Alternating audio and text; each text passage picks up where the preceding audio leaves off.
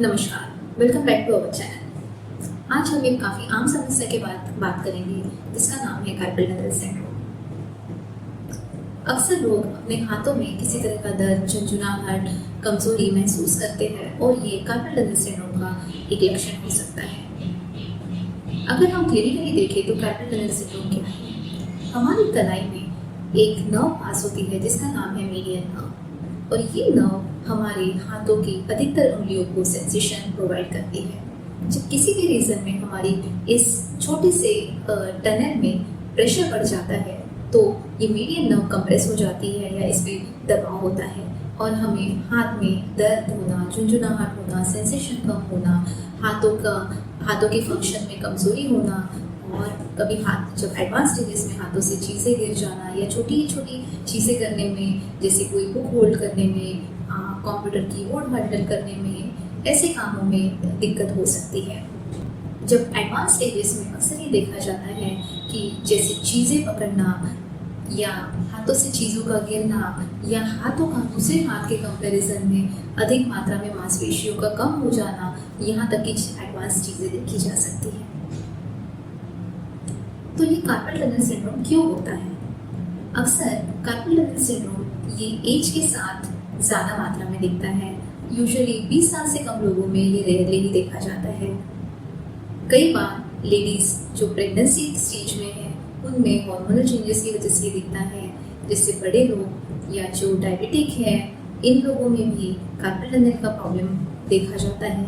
इसी तरह जो लोग अल्कोहल कंज्यूम करते हैं या जिनको किसी वजह से ब्रेस्ट के एरिया में कोई सिस्ट या ट्यूमर हो या कभी ब्रेस्ट में चोट लगी हो या फ्रैक्चर हुआ हो, इन तरह की दिक्कत हुई हो या आर्थराइटिस हो, उनमें भी कई बार ये कार्पल टनल सिंड्रोम के सिम्टम्स देखे जाते हैं। तो अगर आप भी अपने हाथों में झुंझुनाहट, सुन्नपन, दर्द, इन तरह की चीज़ों से परेशान हैं तो आइए देखते हैं कि इसका डायग्नोसिस या निदान कैसे हो सकता है। जब आप अपने डॉक्टर या प्लास्टिक सर्जन के पास जाएंगे तो वो आपको क्लिनिकली एग्जामिन करेंगे। उसमें वो देखेंगे कि आपके हाथों में या नस में कितना दबाव है।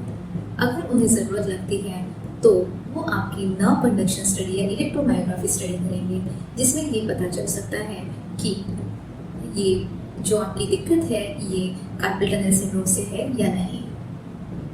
कई बार ये भी रूल आउट करना ज़रूरी होता है कि हाथ में होने वाला दर्द कोई शोल्डर या गर्दन या कोई और रीज़न से तो नहीं है।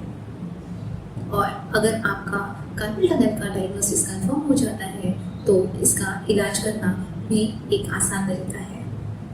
कार्पल टनल का इलाज ये दो हिस्सों में बांटा जाता है, एक है नॉन सर्जिकल ट्रीटमेंट, एक है surgical treatment. Non surgical treatment usually mild symptoms के लिए होती है, जिसमें कि हाथ में एक तरह का स्प्लिंट दिया जाता है जिससे आपके ब्रेस्ट की मूवमेंट लिमिट की जाती है और इससे आपको एक्सट्रीम मूवमेंट ना होने की वजह से काफ़ी दर्द में आराम हो जाता है।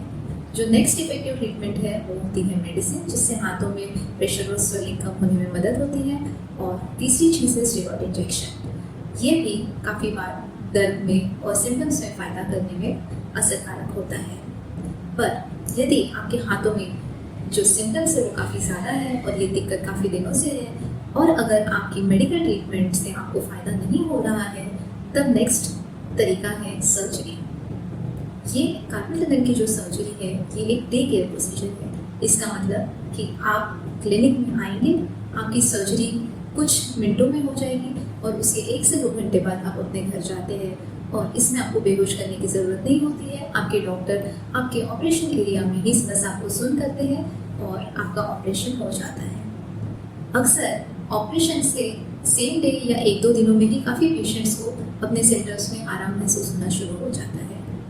जो सर्जरी के बाद डिस्कम्फर्ट होता है वो अक्सर 1 से 2 हफ्ते तक रह सकता है और यूजुअली ज़्यादातर लोग अपनी नॉर्मल एक्टिविटीज़ में 6 हफ्ते में शुरू कर देते हैं। डॉक्टर यूजुअली 2 हफ्ते के आसपास या 10 से 12 दिनों में आपके स्टेजेस निकाल देते हैं। इस सर्जरी के बाद जो रिकवरी टाइम है वो हर पेशेंट टू पेशेंट डिफर करता है, जिसमें कि पेशेंट की एज, जनरल हेल्थ, उनकी फिजिकल एक्टिविटी लेवल और जिस तरह उन्हें एक्सरसाइज बताए गए हैं वो करना, इन सब चीज़ों पे भी आपकी रिकवरी डिपेंड करती है।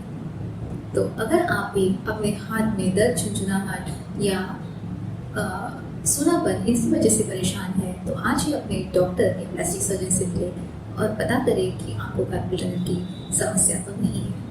इसका ट्रीटमेंट काफ़ी आसान है और इससे आपकी लाइफ काफ़ी कंफर्टेबल हो जाएगी। Thank you.